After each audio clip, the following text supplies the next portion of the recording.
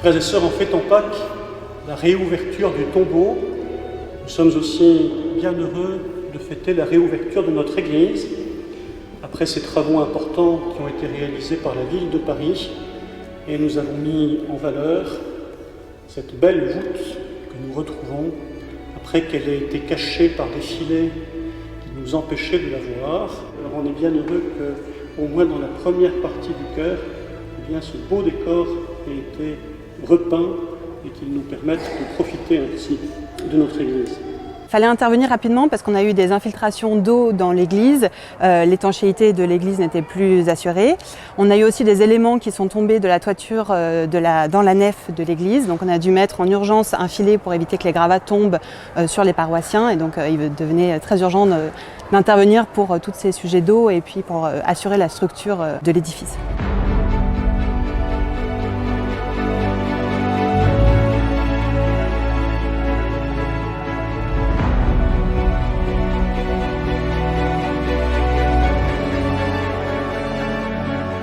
Cette église, c'est l'une des rares, voire même peut-être presque l'unique église en bois gérée par la ville de Paris. J'entends bois massif et porteur. Moi, je compare souvent en fait, ce bâtiment au pavillon Baltard. Vous voyez, ça fait partie de ces édifices du 19e siècle dont il ne reste qu'un exemplaire. Je pense que la mairie est bien consciente de cela dans les travaux qu'elle fait parce qu'il était provisoire, mais finalement, voilà, génération après génération, on a fait ce qu'il fallait pour le préserver, pour qu'il passe à la pérennité. Et nous, on est dans cette histoire, voilà, on continue.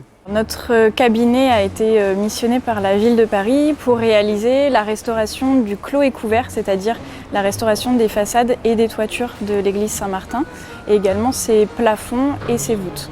Et pour cela, on a eu une mission complète, comprenant à la fois un diagnostic, les études de projet et ensuite le suivi du chantier. La première phase de ce chantier a consisté à mettre en place les échafaudages et le parapluie. C'est une phase qui a duré environ 3 mois et qui était assez complexe puisqu'on est dans un contexte urbain très dense, une parcelle qui est très enclavée, donc on a des difficultés vraiment pour approvisionner et mettre en place toutes ces installations. La deuxième phase des travaux a consisté à réaliser la dépollution de l'édifice. Pour cela, on a mis en place un confinement tout autour de l'édifice pour permettre la dépose des ourdis, la débolition des couvertures et le dépoussiérage des combles. À la suite des travaux de dépollution, nous avons réalisé les travaux de charpente qui ont consisté à restaurer les charpentes à la fois du pan de bois et des couvertures du vaisseau central et des bas-côtés. Pour améliorer l'isolation thermique, on a essayé d'abord d'améliorer les déperditions au niveau des toitures, par lequel donc, on avait 30% à peu près de déperdition. Pour ça, on a mis en place des matelas en coton recyclé qui sont issus de l'industrie textile et issus de vêtements usagés. Là, on a en fait des jeans usagés qui ont été coupés et transformés en matelas qui sont mis donc juste sous la couverture en zinc. Et puis, on a également essayé d'améliorer l'isolation thermique des murs au niveau du pan de bois en remplaçant les ourdis en plâtre et en moellon par un ourdi en béton de chanvre projeté. C'est un matériau finalement qui porte assez mal son nom parce qu'il ne contient pas du tout de béton et pas du tout de ciment. En réalité, au contraire, c'est un matériau tout à fait naturel qui contient essentiellement de la chaux qui constitue son liant. Et le granulat, c'est un granulat végétal naturel qu'on appelle la chènevotte, qu'on appelle aussi la paille de chanvre.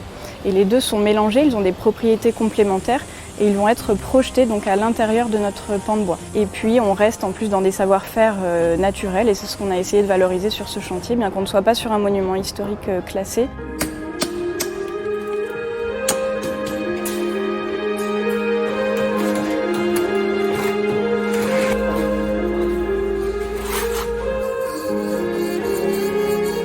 Au début du chantier, l'entreprise Arcoa a réalisé des sondages stratigraphiques sur les décors de la voûte. Et nous avons identifié qu'il y avait 3 générations de décors sur ces ouvrages.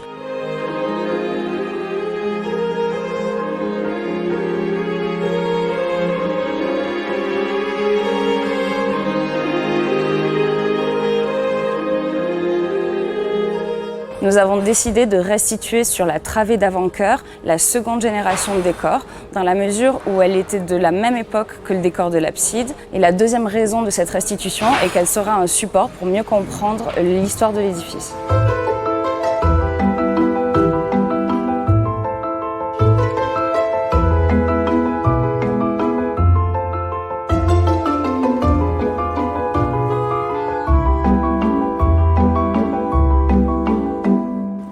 église a 160 ans. C'est une église qui a la particularité d'être la dernière église provisoire construite à Paris. Les autres ont été démolies, reconstruites, celle-ci a été conservée, mais comme elle est en bois, il y avait un énorme travail à faire pour réhabiliter le bâtiment. Ce chantier aura permis de mettre en valeur justement cette spécificité, puisqu'on avait avant travaux une église entièrement enduite, des bois cachés, des enduits fissurés et des bois entièrement abîmés par les insectes et par l'humidité. Et par contre, le point vraiment épineux et complexe du chantier, ça a été de tenir la voûte de l'église une fois qu'on a eu enlevé tout le remplissage entre les pans de bois. Elle était vraiment en lévitation en fait, donc on a dû l'accrocher avec des tout petits éléments sur la structure bois pour qu'elle tienne le temps du chantier. Après travaux, on a donc une église avec des pans de bois entièrement apparents. Les bois ont été traités, ils sont désormais protégés des intempéries et surtout on va pouvoir s'assurer de leur état sanitaire en temps réel puisqu'ils sont maintenant visibles. Le chantier s'est très bien passé, on avait une maîtrise d'œuvre très spécialisée sur le sujet et même si l'église n'était pas monument historique, nous on avait sélectionné des entreprises très spécialisées finalement dans leur domaine qui ont fait du coup un très beau travail dans tous les corps de métier, donc on est vraiment heureuse de cette opération qui s'est déroulée dans les temps et puis dans une bonne entente collective, donc c'était agréable. Déjà, il faut rappeler que le secteur du bâtiment représente 20% des émissions de gaz à effet de serre à Paris. Et si dans le monde de la construction neuve, on a déjà engagé des actions très positives et efficaces, dans le monde du patrimoine, c'est vrai qu'on est beaucoup plus lent pour intégrer ces données. Mais grâce à ce chantier, on espère pouvoir faire bouger les choses et montrer que c'est possible. Grâce à cette opération, aujourd'hui, on peut dire que oui, c'est possible de projeter du béton de chanvre dans un édifice qui est très fragile avec des ouvrages comme des décors peints ou des ouvrages très précieux de ce type. Oui, c'est possible d'adapter l'isolant à des formes atypiques comme des arcs, des voûtes, etc. Et puis enfin, oui, c'est possible aussi d'isoler et d'adapter un isolant sans qu'il fissure quand votre monument est composé de matériaux divers, composites, qui vont, en fonction du climat, qui vont bouger parce qu'ils sont vivants en fait. On espère que ce chantier va faire école et va peut-être donner envie à d'autres maîtres d'œuvre et maîtres d'ouvrage de poursuivre l'expérience, peut-être on l'espère même sur des monuments historiques protégés.